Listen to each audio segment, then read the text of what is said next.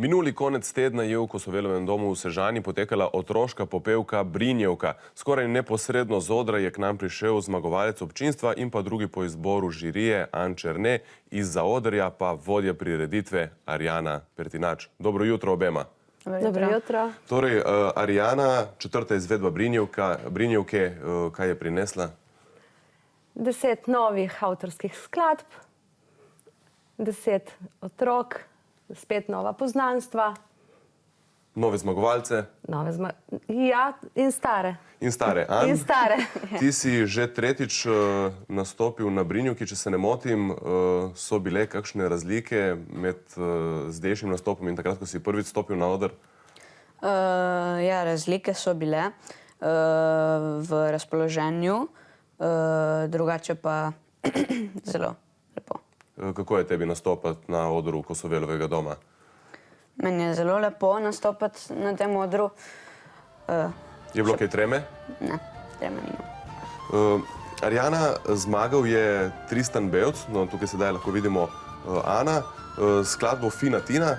S čim je prepričal žirijo, kaj so povedali ocenjevalci v obrazložitvi? Ja, mislim, zdaj nisem jaz po moje lihta pravi naslov, da bi to razložila. Sigurno pa je prepričal z intonacijo, način petja. Je bil kar težka skladba, zdaj je odpet. Pa verjetno suveren na odru? Ja, to pa so bili pa vsi. Letos so bili čisto vsi prepričljivi na odru, tako da kar se nastopa tiče... An, si mislil, da te bo Tristan premagal?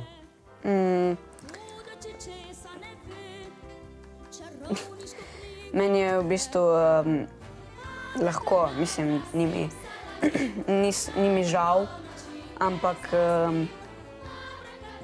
privoščim, ker komad je dober. Sam, kot smo lahko prej videli, poješ, zraven igraš tudi flavto, si deška različica Tinkare Kovač. Bi si tudi ti nekega dne morda želel nastopati na Eurosongu? Ja, tudi jaz bi nekega dne rad nastopil na Eurosongu.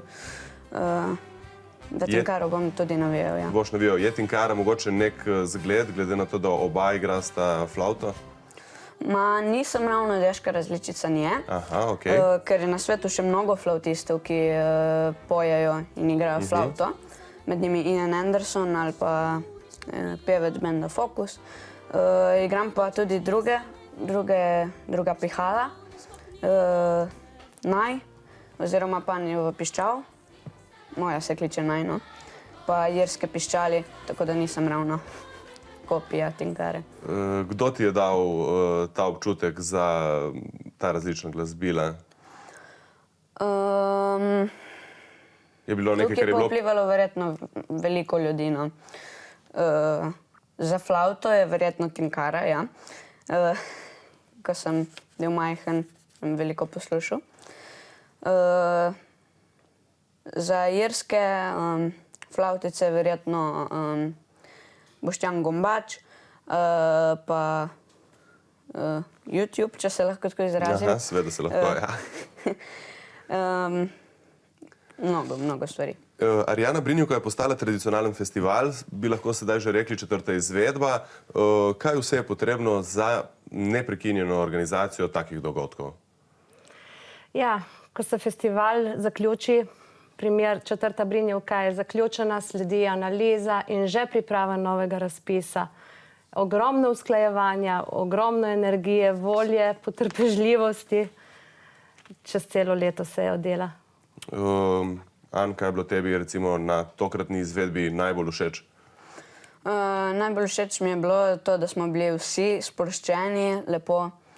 Užival sem tudi ob izvajanju moje skladbe in ob druženju z drugimi pevci in pevkami v zaodrju. Tako da je bilo res lepo. Odlično. Še čisto na kratko, kaj tebi pomeni glasba? Praktično vidim, da živiš za glasbo. Ja, lahko bi se tako reklo, živim za glasbo, ker mi glasba pomeni res veliko stvari. Hvala obema, ker ste prišla. An, tebi pa še veliko glasbenih uspehov. Hvala.